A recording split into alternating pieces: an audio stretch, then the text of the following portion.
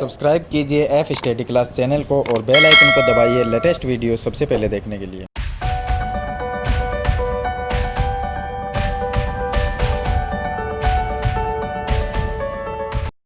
Hello students, आज इस video में हम प्रश्नावली नंबर 1.2 के क्वेश्चन है वो सरल करेंगे जो कक्षा 9 की है। तो 1.2 प्रश्नावली में पहला क्वेश्चन है सत्य असत्य का। तो इसमें हमें ये बताना है कि ये सत्य है या असत्य है। तो यहाँ पर हम बात करते हैं इसके फर्स्ट क्वेश्चन की। इसमें लिखा है कि प्रत्येक अपरिमेय संख्या एक वास्तविक संख्या होती है। तो देखिए, प्रत्येक अपरिमेय संख्या वास्तविक संख्या होती है। अब आप ये जान लीजिए कि वास्तविक संख्या क्या होती है। वास्तविक संख्या होती है जिसमें परिमेय भी आती है और अपरिमेय भी आती है। यानी परिमेय और अपरिमेय संख्या जब दोनों को मिला दिया जाता है तो दोनों मिलकर क्या बनती है? वास्तविक संख्या बनती है। तो इसका मतलब अपरिमेय संख्या क्या है? वास्तविक संख्या होती है। तो यह कथन क्या है? सत्य होगा, क्योंकि वास्तविक संख्या में परिमेय भी आती है और अपरिमेय संख्या भी आती है, दोनों ही आती है। तो इसका मतलब अपरिमेय को क्या है, हम वास्तविक संख्या कह सकते हैं। तो यह कथन इसका सत्य कथन हो जाएगा। इसमें हम इसका कारण लिख सकते हैं कि वास्तविक संख्या में अपरिमेय संख्या भी होती है। चलिए दूसरा देखिए, इसका यह हो गया कि संख्या रेखा का प्रत्येक बिंदु √m के रूप का होता है, जहां m एक प्राकृत संख्या है। अब आप जानते हैं कि प्राकृत संख्या क्या होती है, जिसको हम लिखते हैं 1, 2, 3, 4, 5 इस तरह से आगे लिखते जाते हैं, वो सभी प्राकृत संख्या है। अब प्राकृत संख्या में अंडर की कोई संख्या नहीं आती है। हाँ, इसका हम अंडर निकाल सकते हैं, लेकिन सभी संख्या का रूट निकलना पॉसिबल नहीं है। तो क्या है, जैसे कि हम 4 का निकाल सकते हैं, 2 1 है उसका निकाल सकते हैं, उसके बाद में 9 का निकाल सकते हैं। तो यहाँ पर क्या दिया गया है कि संख्या रेखा का प्रत्येक बिंदु, यानी कि जो संख्या रेखा होती है इस तरह से, यहाँ पर हम बीच में क्या लेते हैं? 0 लेते हैं। उसके बाद में हमने 1 लिया, 2 लिया, 3, 4 इस तरह से हम चलते हैं। इस साइड में माइनस में आ जाता है। तो इसमें लिखा है कि प्रत्येक बिंदु √m के रूप का। तो यानी कि इन सभी संख्याओं का, ये सभी संख्या क्या है? प्राकृत संख्या है। अगर इनका सभी का हम अंडर निकाल ले तो यानी कि √1, √2, √3, √4 इस तरह से, तो ये सभी रूट के √m के रूप के होता है। तो इनका देखिए सभी का, इसका तो रूट निकलता है 1 होता है, इसका रूट नहीं निकलेगा तो √2 रहेगा, इसका भी नहीं निकलेगा तो √3 रहेगा, इसका निकल जाएगा रूट तो कितना होगा? इसका वर्गमूल निकालेंगे √4 का तो 2 हो जाएगा। तो यानी कि यहाँ पर ये संख्या जो है इनके तो रूट निकल सकते हैं, लेकिन बाकी जो संख्या रह गई उनके नहीं निकल सकते। तो ज़रूरी नहीं है कि इनमें सभी संख्या ये √m के रूप की, यानी कि सभी संख्याओं में अंडर निकाल सकते हैं। तो इन सभी संख्याओं का क्या है, हम अंडर नहीं निकाल सकते। जिनका अंडर निकलता है वो परिमेय है और जिनका नहीं निकलता वो अपरिमेय है। जैसे कि √2 को हम अपरिमेय संख्या कहते हैं, √3 को भी अपरिमेय कहते हैं। तो यहाँ पर इसके अंदर लिखा है कि सभी संख्या का अंडर निकल सकता है, लेकिन हम कहेंगे कि नहीं निकल सकता। तो इसलिए ये कथन क्या है? असत्य हो गया, क्योंकि संख्या रेखा पे सभी संख्याओं का रूट निकालना संभव नहीं है। चलिए उसके बाद में 3 नंबर का क्वेश्चन, प्रत्येक वास्तविक संख्या एक अपरिमेय संख्या होती है। अब देख, ये पहला और ये दूसरा, ये एक दूसरे का अपोजिट ही हो गए, क्योंकि इसमें लिखा है कि वास्तविक जो संख्या है वो अपरिमेय संख्या होती है, लेकिन ये कथन भी क्या है? असत्य है। इसका कारण ये है कि वास्तविक जो संख्या है वो अपरिमेय संख्या नहीं होती। वास्तविक संख्या में अपरिमेय भी आती है और परिमेय भी आती है। तो यहाँ पर इसमें परिमेय संख्या भी आएगी और दूसरी अपरिमेय भी आएगी। तो हम वास्तविक संख्या को ये नहीं कह सकते कि ये अपरिमेय है। वास्तविक संख्या परिमेय और अपरिमेय दोनों संख्याओं का एक संग्रह है, यानी कि दोनों संख्या को जब मिला देते हैं तब वास्तविक संख्या बनती है। तो हम अकेली अपरिमेय संख्या को वास्तविक संख्या को अपरिमेय संख्या नहीं कह सकते। हम परिमेय और अपरिमेय दोनों को मिला के वास्तविक संख्या कह सकते हैं। तो इसमें ये लिखा है कि वास्तविक संख्या एक अपरिमेय संख्या होती है। तो यह कथन क्या है? असत्य हो जाएगा, क्योंकि वास्तविक में दोनों ही आती है। वास्तविक संख्या को अपरिमेय संख्या होती है ये नहीं कह सकते। इसमें यह कहा जा सकता है कि अपरिमेय संख्या जो है वो वास्तविक संख्या है, लेकिन वास्तविक संख्या है वो अपरिमेय संख्या ये नहीं हो सकता। तो ये होगा इसका क्वेश्चन नंबर 1। चलिए इसके बाद में शुरू करते हैं क्वेश्चन नंबर 2। अब देखिए क्वेश्चन नंबर 2 में दिया है कि क्या सभी धनात्मक पूर्णांक के वर्गमूल अपरिमेय होते हैं? धनात्मक पूर्णांक कौन से हो गए? देखिए पूर्णांक का मतलब होगा जिनमें प्लस और माइनस दोनों की संख्या आती है, और धनात्मक पूर्णांक वे हो गए जो प्लस वाले हो गए। तो यानी प्लस की हम संख्या लेते हैं 1 2 3 4 5। अगर ये संख्या लें तो इसने क्या कहा कि क्या सभी धनात्मक पूर्णांकों के वर्गमूल अपरिमेय होते हैं। अगर हम इनका सभी का रूट निकालें, वर्गमूल निकालें, तो वो क्या सभी अपरिमेय होते हैं। एक का इसका वर्गमूल 1 हो, इसका तो निकल जाएगा, 2 का नहीं निकलेगा तो ये अंडर रूट में रहेगा, ये भी रूट में रहेगा, इसका निकल जाएगा तो क्या हुआ 2 गया, इसका नहीं निकलेगा तो रूट 5 हो। अब ये क्या है, ये सभी धनात्मक पूर्णांक लिए थे हमने, तो सभी धनात्मक पूर्णांक का अगर वर्गमूल निकालें तो क्या सभी परिमेय होंगे, सॉरी अपरिमेय होंगे। तो ये देखिए ये परिमेय है, ये भी परिमेय है, ये अपरिमेय हो गए। तो सभी क्या है वो अपरिमेय नहीं होते, कुछ अपरिमेय होते हैं, कुछ परिमेय होते हैं। ये जैसे कि यहाँ पर 1 है वो परिमेय हो गया क्योंकि इसका वर्गमूल निकल गया, यहाँ पर इसका भी वर्गमूल निकल गया तो ये भी परिमेय हो गया, अपरिमेय नहीं रहा। तो इसका मतलब कुछ होते हैं वो अपरिमेय होते हैं और कुछ परिमेय होते हैं। आगे लिखा यदि नहीं तो ऐसी संख्या के वर्गमूल का उदाहरण दीजिए जो परिमेय है। तो वर्गमूल का उदाहरण हम दे सकते हैं कि अंडर रूट में 1 है, इसका 1 हो जाएगा, रूट में 4 है, ये क्या है, हमें ऐसी संख्या का उदाहरण देना है जिनके वर्गमूल निकल सकते हैं जो परिमेय भी होगी। तो 1 क्या हो गई, परिमेय संख्या हो गई, इसका निकल जाएगा वर्गमूल 2 आएगा तो ये भी परिमेय हो गई। फिर हम ले सकते हैं यहाँ पर 9 का आ जाएगा 3, तो ये भी क्या हो गई, परिमेय संख्या हो गई। फिर हम लिख सकते हैं 16 में क्या है, इसका वर्गमूल निकालेंगे 4 आएगा तो ये भी परिमेय हो गई। तो ऐसा उदाहरण देना है जिनका वर्गमूल भी निकाल सकते हैं और वो परिमेय भी होती है, तो इनका सभी का वर्गमूल हम निकाल सकते हैं। और ये जो संख्या हमारे पास में आई है ये क्या है, परिमेय संख्या है। तो ये आप उदाहरण है वो लिख सकते हैं इसमें। तो ये होगा इसका क्वेश्चन नंबर 2। चलिए इसके बाद में शुरू करते हैं क्वेश्चन नंबर 3। अब देखिए क्वेश्चन नंबर जो 3 है उसमें हमें दिया गया है कि दिखाइए कि संख्या रेखा पर रूट 5 को किस प्रकार से आप निरूपित कर सकते हैं। यानी संख्या रेखा जो हमारी होती है एक लाइन, उस पर हम क्या लिखते हैं, बीच में 0 लिखते हैं, एक साइड में लिखते हैं हम 1 2 3 4 5 और दूसरी साइड में -1 -2 इस तरह से लिखते हैं। तो उसमें अंडर रूट 5 को हम कैसे निरूपित करेंगे, यानी अंडर रूट 5 कहाँ पर आएगा वो हमें इसमें बताना है।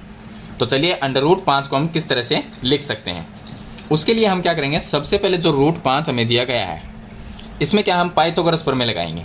पाइथागोरस प्रमेय से हम अंडर रूट 5 को दर्शा सकते हैं। तो इसमें क्या करेंगे, हम लिखेंगे कि कर्ण स्क्वायर बराबर क्या होता है, लंब स्क्वायर प्लस में आधार स्क्वायर, ये होता है। अब रूट 5 को हम मान लेंगे कर्ण मान लेंगे, यानी कि हम रूट 5 को नहीं मानेंगे, सिर्फ 5 को मानना है। तो इसको मान लिया हमने कर्ण। अब 5 का मतलब क्या होता है, 5 को हम लिख सकते हैं 1 + 4 लिख सकते हैं। अब आप ये कहेंगे कि सर आपने यहाँ पर 2 और 3 भी ले सकते हैं, तो या 3 और 2 भी ले सकते हैं, 1 और 4 ही क्यों लिया। इसका मतलब ये है कि हम 5 को 2 ऐसे भागों में बांटेंगे जिनका वर्गमूल है वो निकल सकता है। 1 का वर्गमूल 1 निकल जाएगा और 4 का 2 निकल। अगर मैं यहाँ पर 2 लेता तो उसका वर्गमूल नहीं निकलता, अगर यहाँ पर मैं 3 लेता तो उसका भी वर्गमूल नहीं निकलता, इसलिए मैंने लिया यहाँ पर 1 और 4 लिया है। अब देखिए जब हमने कर्ण स्क्वायर बराबर 5 लिया है, ये कर्ण यहाँ पर अंडर रूट 5 है लेकिन आपको 5 लेना है, तो कर्ण स्क्वायर बराबर क्या हुआ 5। तो हम लिखेंगे कि कर्ण स्क्वायर बराबर 5, स्क्वायर हटाएंगे तो क्या आएगा, रूट आ जाएगा। तो कर्ण बराबर क्या हो जाएगा, रूट में 5 आ गया। तो ये तो हो गया कर्ण। लंब स्क्वायर बराबर 1 लिया, यहाँ पर लिखेंगे कि लंब स्क्वायर बराबर 1 लिया, स्क्वायर हटाएंगे तो लंब बराबर क्या आ जाएगा, अंडर रूट 1। और रूट 1 बराबर क्या होता है, 1 ही होता है, क्योंकि 1 का अंडर रूट निकालेंगे तो 1 आ जाएगा। आधार स्क्वायर बराबर 4 हो गया, यहाँ पर आधार स्क्वायर बराबर 4 लिया, तो स्क्वायर हटाएंगे तो आधार बराबर रूट 4 और 4 का रूट निकालेंगे तो कितना आ जाएगा, 2 आ जाएगा। यानी आधार 2 है, लंब 1 है, लंब क्या हो गई, ऊंचाई हो जाती है लंब, और आधार नीचे का आधार हो गया। और ये हो गया कर्ण कितना है, रूट 5। यानी जब हम पाइथागोरस प्रमेय में लंब का मान 1 लेंगे, आधार 2 लेंगे, तो कर्ण कितना आएगा, रूट में 5 आएगा।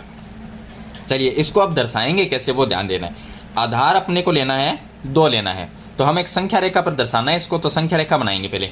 तो आप फुट से एक लाइन बना लीजिए, या तो आप फुट के अकॉर्डिंग जैसे फुट में 1-1 सेंटीमीटर का गैप है वैसे बना लीजिए, या आप सिंपल तरीके से बना सकते हैं, लेकिन आप फुट से बनाएंगे वो सही रहेगा। तो यहाँ पर मैं 1-1 सेंटीमीटर ले लेता हूँ, यहाँ पर बीच में हम मान लेते हैं कि ये यहाँ पर है 0, और उसके बाद में 1-1 सेंटीमीटर का इसमें अगर गैप लिया जाए तो हम यहाँ से ले लेंगे। देखिए ये हो गया 0, यहाँ पर आता है 1 सेंटीमीटर, ये आ गया 2, ये आ जाता है 3, 4, 5, बस इतना ही लेंगे, ज़्यादा ज़रूरत नहीं, क्योंकि आधार 2 लेना है तो 2 तक भी ले सकते हैं। तो ये हो गया 1 नंबर, यहाँ पर 2, 3, 4 और 5, ये ले लिया। आधार अपने को 2 लेना है, यानी यहाँ से यहाँ तक ये जो इसकी दूरी है वो 2 लेनी है। आधार 2 हो गया, यहाँ से यहाँ तक ले लिया हमने। अब क्या करेंगे, आधार जो 2 है यहाँ तक लिया है, इस पर बनाएंगे 90 डिग्री का कोण। आप चंदे से बना लीजिए 90 डिग्री का कोण। तो आपको क्या करना है, यहाँ पर चंदा रखना है 2 पर, और यहाँ से 90 डिग्री का कोण नहीं, सिर्फ आपको ऊपर एक पॉइंट लगाना है यहाँ पर। ये हो गया हमारा पॉइंट। तो 90 डिग्री का कोण बन गया। अब इसको आपको 90 को पूरा नहीं मिलाना, आपको कितने लंब कितना है इसमें, लंब 1 लेना है, 1 सेंटीमीटर। 1 का मतलब हो गया 1 सेंटीमीटर, 2 का मतलब हो गया 2 सेंटीमीटर। आधार 2 सेंटीमीटर लिया है तो लंब 1 ही सेंटीमीटर लेना है। तो यहाँ से देखिए लेना है, यहाँ पर एकदम इसके देखना है आपको 90 डिग्री का कोण मिलाना है इससे, लेकिन पूरा नहीं मिलाना है। ऊंचाई कितनी लेनी है, 1 सेंटीमीटर।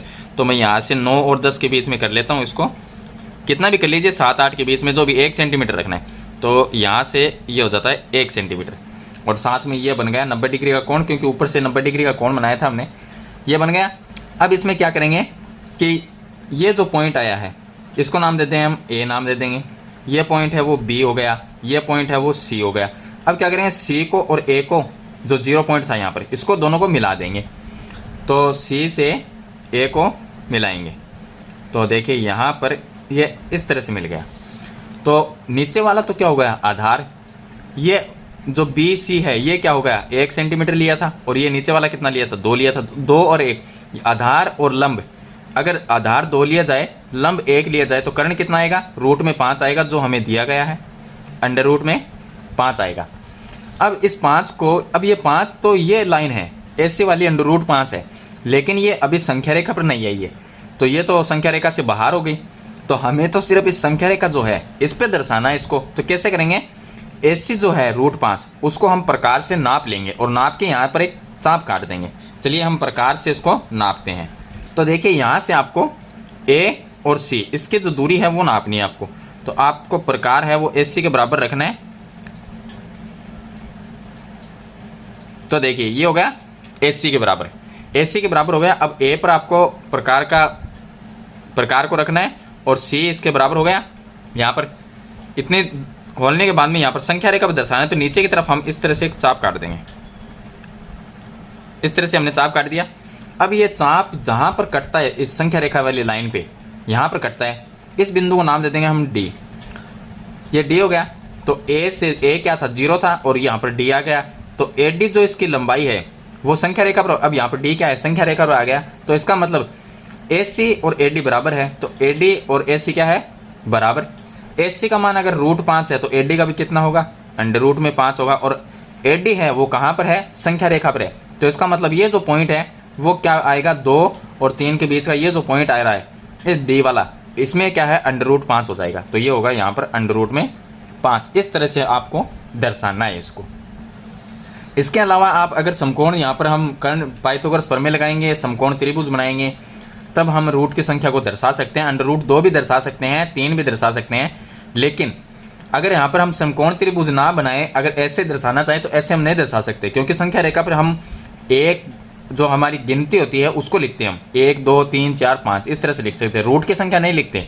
तो रूट की संख्या दर्शाने के लिए हम इस तरह से एक त्रिभुज बनाएंगे और उससे अंडर रूट वाली संख्या को दर्शा सकते हैं। तो ये हो गया इसका क्वेश्चन नंबर 3। इसके बाद में हम शुरू करते हैं। इसका लास्ट क्वेश्चन है जो कि क्रियाकलाप दिया गया है हमें, वो हमें करना है। ऐसा एग्जाम में नहीं आता, लेकिन फिर भी आप देख लीजिए, क्योंकि वो उस क्वेश्चन में हम अंडर रूट 2 रूट 3 रूट 4 इस तरह से संख्या को दर्शाएंगे। अब देखिए इसका क्वेश्चन नंबर जो 4 है, इसमें कक्षा के लिए क्रियाकलाप दिया गया है, लेकिन ये परीक्षा में नहीं आता है। इसमें हमें वर्गमूल सर्पिल की रचना करनी है। तो वर्गमूल सर्पिल कैसे बनाए, जैसे कि under root 2 under root 3 under root 4, उनको हम संख्या रेखा पर कैसे दर्शाते हैं, वो हमें यानी कि एक सर्पिल बनाना है उसका। चलिए सर्पिल बनाने के लिए हम क्या करेंगे, अगर आपको एक सर्पिल ही बनाना है तो उसके लिए हम क्या करेंगे, सबसे पहले जो हमारा फुट है उससे हम 1 सेंटीमीटर की लाइन खींचेंगे। तो यहाँ पर हम 1 सेंटीमीटर कहाँ है, 4 से 5 कोई भी 1 सेंटीमीटर की लाइन रखनी है आपको। तो हमने बनाया 1 सेंटीमीटर, 1 सेंटीमीटर की लाइन बना ली। अब यहाँ पर क्या करेंगे, इस साइड में लिख देंगे 0 और इस साइड में लिख देंगे A। 1 सेंटीमीटर की लाइन है। अब आधार ये 1 सेंटीमीटर, ऊंचाई भी 1 सेंटीमीटर लेनी है आपको। तो इसमें ऊंचाई को हम 1 सेंटीमीटर लेंगे, लेकिन 90 डिग्री का कोण बनाते हुए, जैसे हमने क्वेश्चन नंबर 3 में 90 डिग्री का कोण बनाया था आधार पे, इसी तरह से इस आधार पे भी 90 डिग्री का कोण बनाना है। तो यहाँ पर आधार पे रखेंगे और 90 डिग्री आता है यहाँ पर, ये होगा 90 डिग्री। अब इसमें क्या करेंगे, इसको मिलाना नहीं है आपको पूरा, सिर्फ इसमें एक ऊंचाई जो है इसकी, यानी लंब ऊंचाई जो है उसको 1 सेंटीमीटर आपको लेना है। तो इसको हम 1 सेंटीमीटर, ये हमने 1 सेंटीमीटर ले लिया, तो ये हो गया 1 सेंटीमीटर ऊंचाई हो गई इसकी। 90 डिग्री हमने यहाँ पर कोण बना दिया। अब क्या करेंगे, ये जो बिंदु है इसको नाम दे देंगे C। कोई भी नाम दे सकते हैं, P नाम दीजिए, P1 नाम दीजिए, P2 नाम दीजिए, कोई भी नाम। ये हो गया C। इसको हम मिला देंगे 0 वाले से, यहाँ से ये मिला दिया। तो ये कितना आ गया, यहाँ आधार भी 1 लिया, लंब भी 1 लिया, तो ये कितना आएगा, अंडर रूट में 2 आएगा। अब क्या करेंगे, फिर से हम OC जो है वो क्या है, यहाँ पर O जो C है इस पर भी हम क्या बनाएंगे, एक 90 डिग्री का। अब आधार इसमें ये हो गया, इस आधार पे एक 90 डिग्री का कोण बनाना है आपको। यहाँ पर ये हो गया 90 और ऊंचाई आपको वही 1 सेंटीमीटर रखनी है, सेम जैसा हमने पहले किया था वही। तो यहाँ पर हमने ये पॉइंट लगाया है 90 वाला, तो ऊंचाई आपको 1 सेंटीमीटर इसकी रखनी है। तो ये हो गई इसकी ऊंचाई, ये हो गई 1 सेंटीमीटर ऊंचाई हो गई। यहाँ पर 90 डिग्री का कोण बन गया। अब इसको क्या करेंगे, इस पॉइंट को आगे इससे मिला देंगे, इस तरह से ये मिला देंगे। फिर से ये आधार आ गया, इसको हम नाम देखिए, यहाँ से अगर P से स्टार्ट करें तो ये हो गया, देखिए ये हो गया C, और इसको नाम दे सकते हैं D, जो भी नाम देना चाहो आप दे सकते हैं इसको। चलिए अब ये आधार नया बन गया, तो यहाँ पर ये कितना, ये अंडर रूट में 3 आएगा, क्योंकि आधार रूट 2 है, ऊंचाई 1 है, तो ये कितना आएगा, रूट 3 आएगा। चलिए उसके बाद में अब ये OD ये आधार बन गया, तो इसको फिर से इस तरह से घुमाएंगे और यहाँ पर हम बनाएंगे 90 डिग्री का कोण। यहाँ पर बनाया एक 90 डिग्री का कोण। 90 डिग्री का कोण बनाने के बाद में इसकी ऊंचाई आपको 1 सेंटीमीटर रखनी है, तो यहाँ पर हम इसकी ऊंचाई को 1 सेंटीमीटर रखेंगे। 90 का ध्यान रखना है आपको, ये 90 यहाँ पॉइंट लगाए थे, इसके एकदम सही होना चाहिए ये। तो यहाँ से 1 सेंटीमीटर की फिर से हमने एक ऊंचाई ली 1 सेंटीमीटर और इसको हमने इससे मिला दिया इस तरह से। ये कितना आ गया, अंडर रूट में 4 आ गया। यहाँ पर फिर से हमने 90 डिग्री का कोण बनाया। फिर आगे चलेंगे तो आधार ये हो जाएगा, यहाँ पर DE लिख देंगे, O से E ये आधार हो गया, तो इस पर फिर से हम 90 डिग्री का कोण बनाएंगे। तो यहाँ पर हम रखेंगे, ये आधार मानेंगे और ये हो गया 90 यहाँ पर। तो 90 वाले को, अब 90 का आपको ध्यान रखना है, तो यहाँ से 90 का ध्यान रखते हुए, तो यहाँ पर फिर से हम इसकी ऊंचाई है वो 1 सेंटीमीटर लेंगे, 1 सेंटीमीटर की ऊंचाई रखनी है। अब ये जो पॉइंट आया है इसको हम फिर से O से मिला देंगे इस तरह से। अब यहाँ पर ऊंचाई 1 सेंटीमीटर, आधार इसका अंडर रूट में 4, तो यहाँ पर आएगा अंडर रूट में 5, इसको नाम दे देंगे F। इसी तरह से आगे बढ़ते चले जाएंगे, तो ये एक इस तरह से बनता हुआ एक सर्पिल है वो बन जाएगा। आगे इस तरह से आप इसको कर सकते हैं, जहाँ पर ये एक सर्पिल बनेगा आपको, जो कि वर्गमूल सर्पिल होगा। तो आगे आप बढ़ाते जाएंगे तो अंडर रूट 6 आ जाएगा, फिर अंडर रूट में 7 आ जाएगा, रूट में 8 आ जाएगा। इस तरह से आप एक सर्पिल है वो बना सकते हैं। तो ये हो गया इसका क्वेश्चन नंबर 4। तो प्रश्नावली 1.2 के अंदर ये 4 इक्वेशन दिए गए थे जो मैंने आपको बता दिए हैं सभी। वीडियो अच्छे लगे तो लाइक और शेयर जरूर कर देना। चैनल पर नए हैं तो सब्सक्राइब करना और बेल आइकन का बटन जरूर दबाना, ताकि आने वाली नई वीडियो की नोटिफिकेशन है वो आपको मिलते रहे। आज की वीडियो में इतना ही, मिलते हैं नई वीडियो नए टॉपिक के साथ, तब तक के लिए थैंक यू।